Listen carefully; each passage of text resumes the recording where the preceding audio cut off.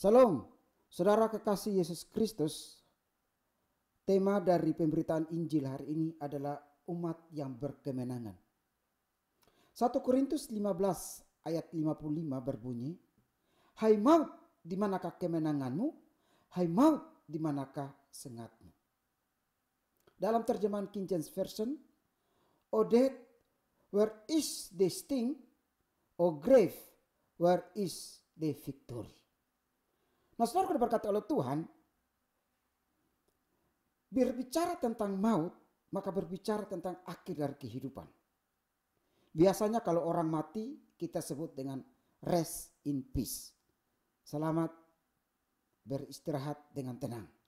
Kalau seorang anak lahir, maka kita bilang selamat datang atau welcome to the world. Naik pangkat, kita bilang selamat ya atas jabatan baru. Kalau nikah, kita bilang apa? Selamat menempuh hidup baru. Kalau cerai, masa kita bilang selamat bercerai? Tidak mungkin kan? Artinya apa? Di dunia ini ada kontradiktif.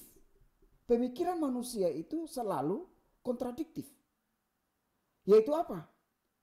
Ada baik yang hendak ia lakukan, ada juga kejahatan atau keburukan dalam sisi manusia yang bisa dilakukan. Sehingga kadang-kadang kita ketemu ada orang yang baik, lalu kadang-kadang dia bisa jahat. Karena dua sifat ini ada pada diri manusia. Nah, saudaraku, kita tidak berbicara tentang sifat manusia, tapi kita berbicara akhir dari kehidupan manusia, yaitu maut yang akan merenggut dan mengambil kehidupannya, yaitu menutup mata jasmani dan membuka mata atau dunia kekekalan. Nah, saudaraku, pengharapan orang percaya tentang sesuatu yang akan datang atau kerajaan surga bukan sesuatu yang utopis atau sia-sia.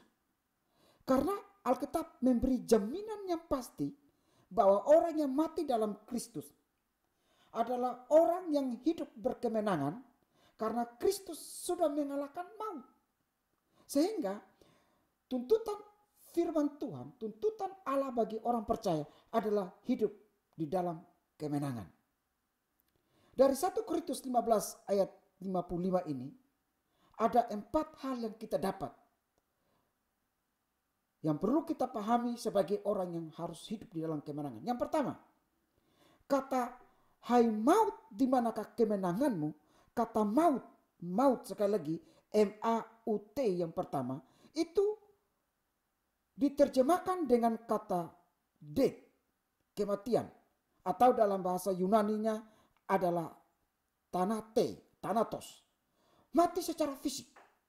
Artinya saudara dan saya, siapapun pasti mati. Mau pembesar, mau raja, mau orang kaya, orang miskin, konglomerat, dokter, segala macam pasti mati. Kenapa? Karena kematian adalah tanda perpisahan jasmania kita, meninggalkan raga kita menuju kepada pencipta. Sehingga Kristus berkata, "Hei maut, di manakah kemenanganmu?" Ini sebuah kalimat pertanyaan bahwa maut sudah dikalahkan. Kematian itu tidak lagi menakutkan bagi orang percaya. Kenapa? Karena kematian adalah pintu gerbang kita membuka pintu surga, membuka kekekalan, berjumpa dengan Kristus yang kita puja dan kita sembah.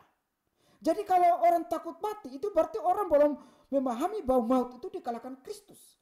Orang yang takut mati berarti orang yang belum memahami bahwa kematiannya itu punya arah, yaitu berkumpul dengan Kristus. Cara atau metode mati itu beragam-ragam. Di dalam Ibrani pasal 11 ada yang mati dirajam, ada yang mati di dalam sejarah ditembak, ada yang mati dibunuh, ada yang mati disulut dengan api, ada yang mati dipenggal. Itu adalah metode daripada kematian. Tetapi mati adalah cara membuka pintu kekekalan. Tetapi Alkitab berkata, jangan kita takut lagi tentang mati. Kita adalah umat pemenang, karena pertanyaan firman Tuhan kepada maut hari ini adalah, hai maut, di manakah kemenanganmu? Haleluya. Yang kedua, hai maut, di manakah sengatmu? Kata maut yang kedua di situ adalah grave, Hades. Kata maut yang kedua itu adalah neraka. Artinya apa? Pada waktu Kristus mati di Bukit Golgota, bukan cuma hanya menebus dosa kita. Sekali lagi, waktu Kristus mati di Bukit Golgota, bukan hanya menebus dosa kita lagi.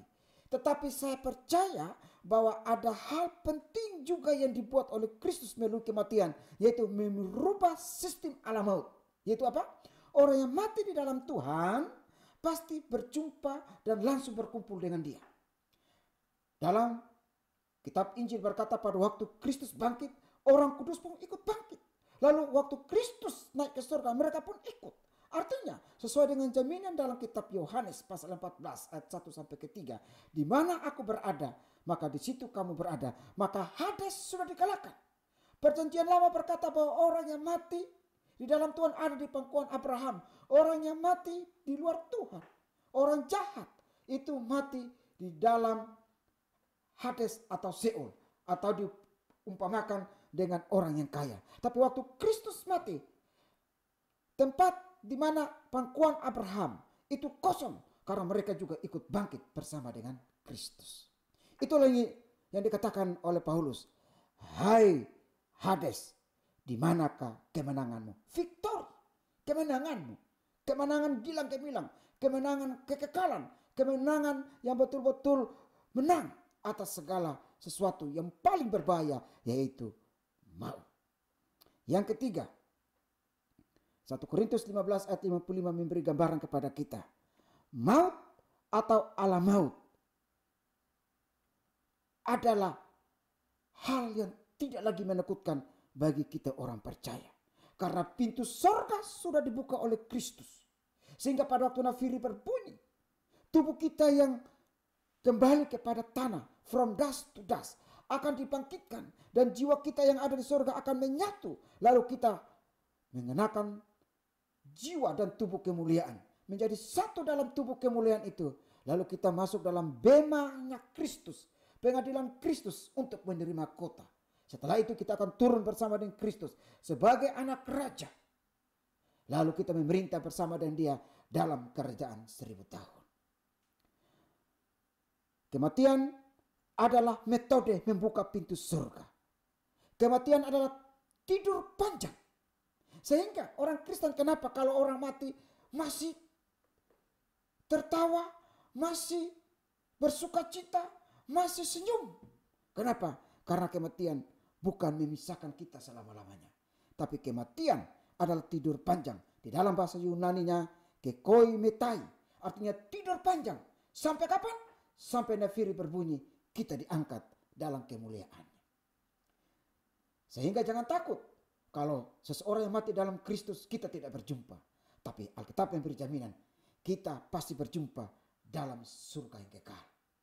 Yang keempat, 1 Korintus 15 ayat 55. Hai maut, di manakah kemenanganmu? Hai maut, di manakah sengatmu?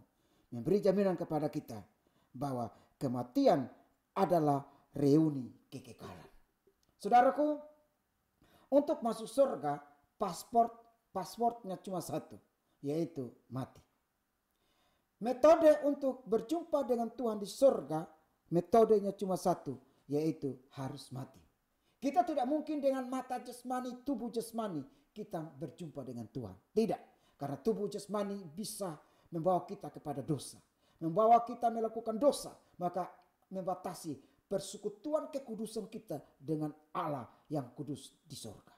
Tetapi hanya dengan mati, mengenakan tubuh jasmani yang fana ini, lalu kita masuk pada dunia kekekalan, kita akan berjumpa dengan Tuhan. Saudaraku, kalau tidak ada kematian, tidak ada reuni. Maka kematian yang telah dikalahkan dan maut yang telah dikalahkan oleh Kristus di Bukit Golgota akan membuat kita reuni. Berjumpa dengan Daud, berjumpa dengan Salomo, berjumpa dengan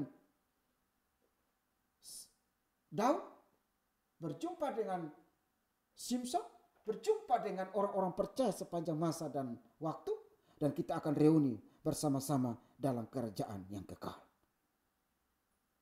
Oleh sebab itu semua pasti mati.